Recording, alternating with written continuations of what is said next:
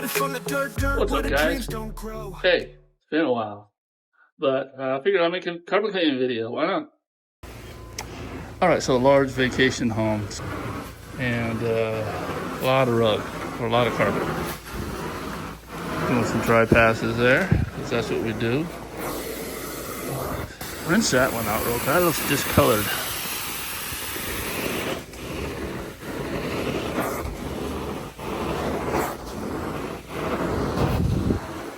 I have to do a post spray on that. But anyway, already pre-sprayed everything. Did a pet treatment. Just random areas throughout the house. You see darker areas. So we do that right from the beginning before we pre-spray. I just want to run soak those real good so that chemistry works. And then pre-sprayed. And that's why the lights are off in here, because no lights anyway. There we go. Because we need it dark in there to detect the pet spots, the organic spots with our light. So other than that, it's very, it's an easy job. Okay, this is polyester, well maintained, other than the pet having its way mostly downstairs. So this is just downstairs. Got the stair wand ready, locked and loaded. I shouldn't say that. Maybe YouTube would think I'm talking about other things. But anyway, stairs. I love stairs. I mean, I love them so much. They don't give me enough stairs. I need more stairs. So listen, guys, I believe in the law of attraction. So the more you hate something, the more it comes to you. So I'm playing the game. So yeah, the master in here. Yeah, just pet spots. Nothing as far as, I'm thinking they might be using a Resolve product though on it, being that one pet stain down there didn't really fully disappear. That's usually they're using a Resolve or Bissell products which set stains. So you got to educate your customers. Whenever you have problems or where things are not disappearing like they should with the proper chemistry, because we are professionals, we have professional products, they should disappear. And if you don't, doing little investigations, what are you using? What have you been using to treat spots? And 99% of the time, it is a product, one of those products that set stains. Unfortunately, it's not their fault, right? So it's your job as a professional to point them in the right direction. Or if you actually have spotting solutions, sell them. I'm wondering if we look through here. What did I tell you guys? What did I tell you? Folex. So Folex, Resolve, Bissell, stain setters. Might as well rename them stain setters. Okay? So for the guys that are watching my channel and they're just, thinking, who is this guy? He, Green Rhino guy. He thinks he knows everything. No, I definitely don't know everything, but I know what it takes to be a professional, right? And that's proof right there, right? So I looked at that spot, didn't disappear 100%. I'm gonna do a post spray on it, and that's all we can do. And I'm gonna explain to the customer when we're done. And this is a property management company who hires me to clean for multiple properties out here, multi-million-dollar properties. They're just second homes for people. And I'm gonna let him know. That way he can pass it on to the customer. Tell him to get rid of that Folex. Okay? And I usually do have a bottle that I can give them or sell them, but I don't today. Darn it. All right, stay tuned. Looking good.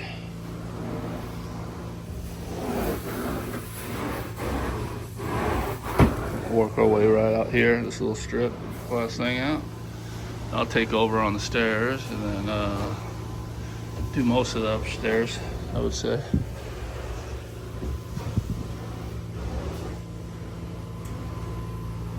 Want to know how much we're charging for this job? Stick around and I'll let you know. I'll let you know how I calculated it too and how many rooms I calculated it as. And yeah, so in my areas, right? I'm in the Central Coast, California. Everything's a little bit more expensive here.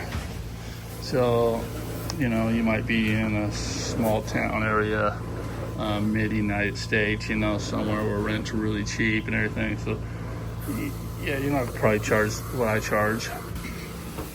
But that's what I teach in Green Rhino Academy, how to price and stuff like that. So if you're starting a business and you're I don't know, confused, you're bouncing back and forth with different Facebook groups and watching so many different YouTube channels, trying to dial it in. Well, I got the blueprint for you at Green Rhino Academy. Underneath all my videos, there's a link. Check it out, learn more. It's like working with me every day, right? That's how I teach, right? You're over the shoulder of a pro. And I'm not overwhelming you with a lot of fluff. You know, that's what's so important. Okay.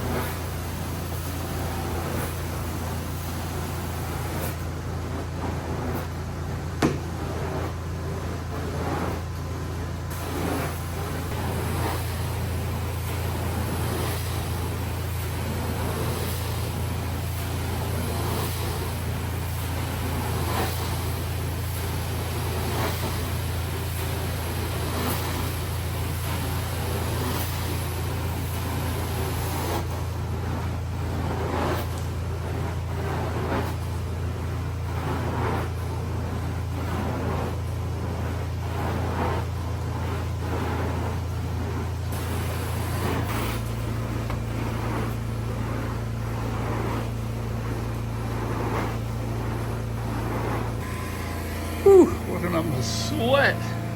It's like 90 here today. Door open. You know, that's not helping. Anyway, so as you know that when I was, if you've seen, if I was going around those furniture items, I just went around them. You know, we let the customer know we don't move furniture, so whatever you have moved, we'll clean around. If it's really easy, simple stuff, we'll move it out, like those chairs and stuff we moved out of the dining room area.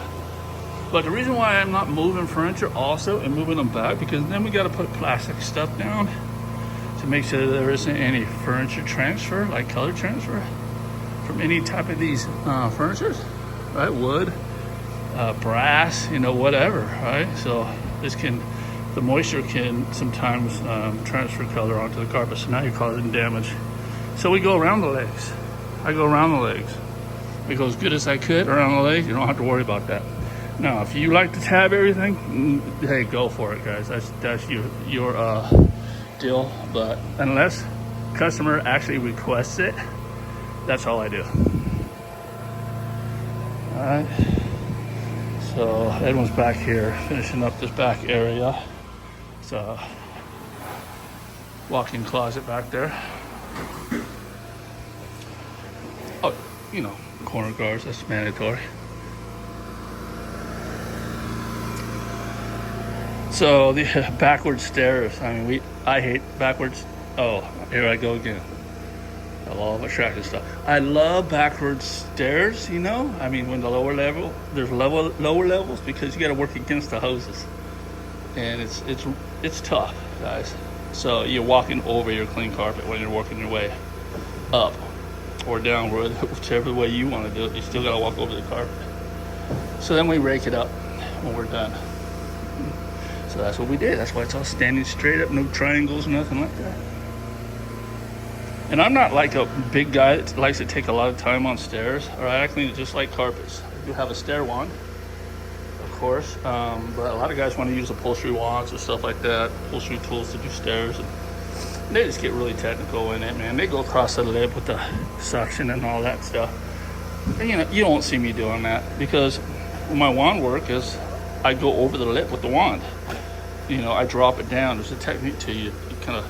You go like this, and then you drop down with the wand, so it gets the lip. So hey, not smashing on you guys. You know, I just like to get through stairs really quickly. I don't like spending a lot of time on them, and they're always perfect. I've never had a complaint about my stair work. It's about the results, right? So probably about 70% of the time I double rinse. A lot of people are really worried about dry times, you know, and yes, you need to be worried about dry times, but there's a happy medium, guys. You can't be over worried about dry times and not do a good job with your carpet cleaning because you didn't rinse it out good enough, you know. And no, I sound like I'm lecturing right now. I'm just teaching, right? So guys, if you're doing hot water extraction and you're so worried about dry carpets, how long it's going to take for it to dry, so you're not really doing really good rinses with it, maybe you got the water way down, you're moving really quick with it, you're not really getting good rinses, then what's more important, clean carpet or how long it took to dry?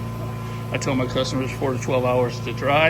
If it dries in 2 hours, awesome, right? So I'm not under promising, but I'd rather have a well rinsed out carpet, right, than just a fast drying carpet. You know what I mean? Just think if you took a shower and you were worried about how dry you got when you got out. You know, how dry you were when you stepped out. Ridiculous, right? No, I'm sitting in there. Sometimes I'm taking longer showers than I should, you know? Sometimes you just can't get out. It feels good. But you know what I mean? So I think that's a simple way, the way my mind thinks when I'm cleaning carpets. You know, rinse it out really well, because if you don't get all that soil out, it's going to wick back up and you're going to have dirty carpets really quick. Customers are going to say, well, 2 weeks later, I mean, it looked great that day, but 2 weeks later, it looked awful. Yeah, that's because many factors, but that's one of them, you know. So there's a lot of little techniques and a lot of little things that different carpet cleaners do that separates the quality carpet cleaners and the ones that actually stick around and don't have to spend money on advertising forever, and ones that are in and out of the business or just spend lots of money forever on advertising. So building that foundation for quality is what's going to make you succeed in this business. All right, but you got to have a happy medium. You have to make sure you're making money. You know, I mean, some carpet cleaners, this is going to take us 2 hours to do this. 9 areas, what I call 9 areas. We did 2 pet treatments on it, 3 pet treatments on it. So 3 rooms pet treatment. It'll take us 2 hours, $760. Some guys might take 3, 4, 5, 6, and might spend all day on it. And there's guys out there, and it's just because their process is bad. You just need work on process. So if that's you, Green Rhino Academy is here, and I actually, you know, have in-person training too. So you can look on the greenrhinoacademy.com for information on that. So anyway, we're gonna wrap this one up. And let's see how we're going underneath bed right there. Yeah.